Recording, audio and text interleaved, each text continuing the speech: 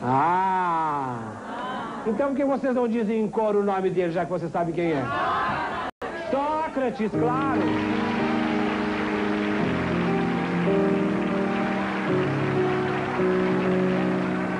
Tudo bom? Tá bem? Tá bom, obrigado. Vem cá. Sente aqui, Dr. Sócrates. Obrigado. Olha que tumulto, menino. Gosta de mulher? Óbvio. Óbvio ou adoro? Óbvio. Ah, óbvio. É o nome da sua esposa? Adoro a minha mulher. Ah, bom. Como é que é o nome da sua mulher? Silvana. Silvana. Casou há quanto tempo, Sócrates? Há 4 anos. 4 anos. Segundo matrimônio, né? É?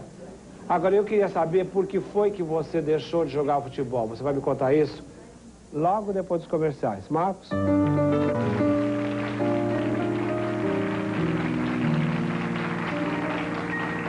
Enquanto a água ferve, a gente vai fazendo uma homenagem a Ribeirão Preto, que eu adoro Ribeirão. Ele veio de lá para fazer entrevista com a gente. E a gente perguntou algumas coisas, mas a pergunta que eu deixei no ar antes do break comercial foi a seguinte: por que foi que você deixou de jogar futebol? E ele vai contar isso agora. Estou falando de Sócrates, claro. Bom, Clodovil, deixar de jogar futebol é uma coisa extremamente complicada, né? Quer dizer, isso fatalmente ocorre com todos os atletas, mas você tem que descobrir, eventualmente, a hora certa para isso. Eu não descobri a hora certa, parei antes do tempo, por isso que eu voltei a jogar posteriormente. Mas o meu objetivo sempre foi, na vida, né, fazer medicina. Então, uma hora eu teria que me desligar do futebol, necessariamente, para voltar a estudar, me atualizar. Quer dizer, praticamente eu fiz o curso médico novamente. Você assustou com o café, não? Não, você que assustou. Eu assusto toda vez, porque eu fico olhando para ver se não cai em cima de mim. Porque tem uma pessoa rogando praga para cair em cima, café quente em cima de mim, sabia? Mas olha, mas olha aqui, essa coisa da medicina, na verdade, ela ajudou ou atrapalhou a sua carreira? Se você fosse uma pessoa sem estudo, você teria deixado durante o período de jogar futebol? É difícil avaliar isso, porque eu não tive outra opção. Talvez em alguns aspectos tenha me facilitado algumas coisas. O fato da imagem pública do atleta de futebol ser uma imagem de pessoa pouco educada, pouco instruída, com pouco conhecimento, por eu ser uma pessoa que estava chegando a esse mundo de uma origem diferente, talvez tenha me possibilitado um pouco mais de facilidade. Talvez só isso. Mas uma origem procurada por você, porque você é de origem humilde, seus pais são pobres e tal, não é assim? Mas fundamentalmente meus pais me possibilitaram ter acesso a informação, né? Quer dizer, meu pai não teve, eu felizmente... Estou perguntando isso porque normalmente as pessoas do Brasil associam humildade com pobreza, né? Que são duas coisas distintas, né? Totalmente distintas. Agora, quem fez com que você estudasse? Seu pai, sua mãe ou você mesmo que quis estudar? Olha, isso depende muito da relação que você tem dentro da família, obviamente. Meu pai, infelizmente, né, não teve a possibilidade de, na idade natural, não teve a possibilidade de ter acesso à informação, aos estudos. Ele sempre foi um autodidata. E ele me ensinou muito nesse aspecto. Quer dizer, mesmo não tendo uma formação acadêmica adequada, ele é uma pessoa que sempre manteve em casa uma biblioteca absolutamente fantástica. E sempre nos incentivou a isso. Seu pai é de onde, Sócrates? Meu pai é de Messejana, no Ceará. Ele é cearense. Cearense. Sua mãe também. Minha mãe é paraense. Nós nascemos no Pará os 4 primeiros filhos. Já o Raí e o Raimar nasceram aqui em São Paulo. Quer dizer, vocês são todos 6 filhos. 6 filhos homens. E além de você e do Raí, alguém mais joga futebol na sua casa? Alguém tem vocação para esse esporte? Olha, pelo que me consta, só tem um irmão meu que nunca teve nenhuma habilidade para jogar futebol, mas praticava tênis. Nós tivemos um irmão, inclusive, que esse ano parou de jogar basquete, quer dizer, jogou a um nível superior também, a nível estadual, não nacional, mas a nível estadual. Quer dizer, de 6, 3 atletas... Eu estava falando de futebol, porque futebol parece que é uma paixão brasileira, começa dentro de casa, não é? Seu pai gostava de futebol também? Ele sempre gostou muito, quer dizer, jamais como praticante, mas sempre foi um apaixonado pelo esporte. E o futebol, fatalmente, é o esporte de preferência.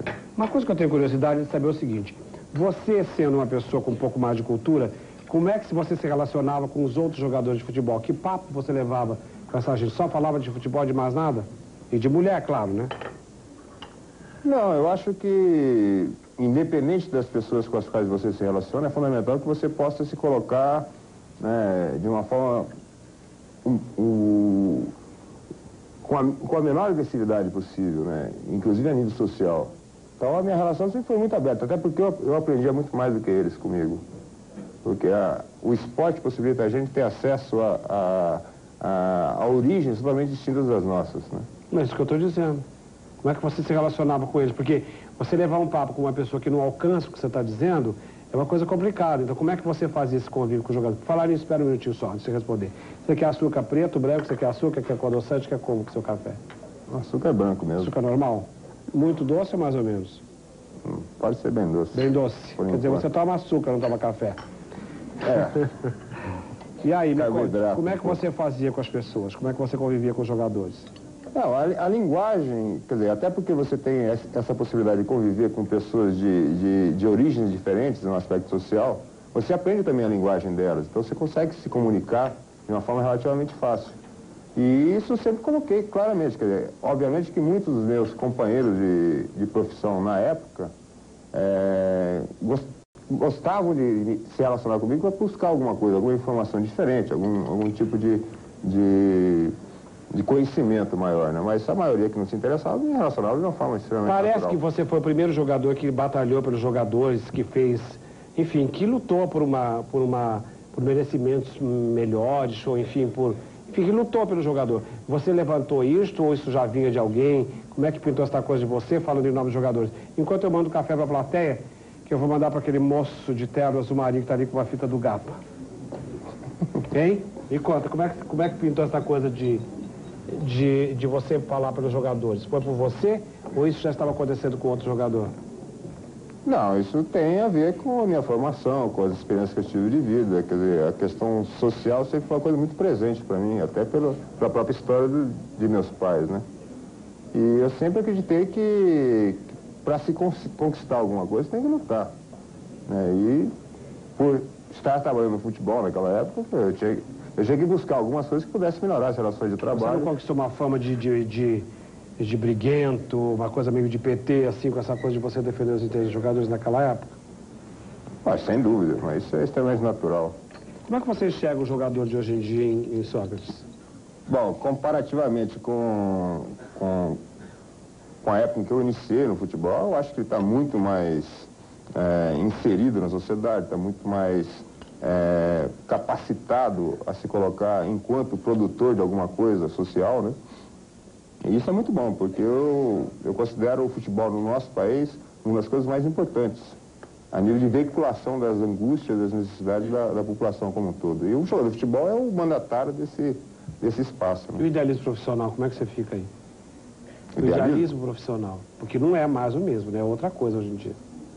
Mas no fundo, eu acredito que as pessoas, de uma forma geral, busquem trabalhar em alguma área da sociedade, mas buscando sempre o bem-estar pessoal. Quer dizer, você só se dará bem, quer dizer, isso é a maior parte das pessoas, pelo menos, se estiver realizando ou produzindo alguma coisa que seja compatível com o seu bem-estar. E aquele lado de herói que o povo vê no jogador de futebol, como é que fica diante disso?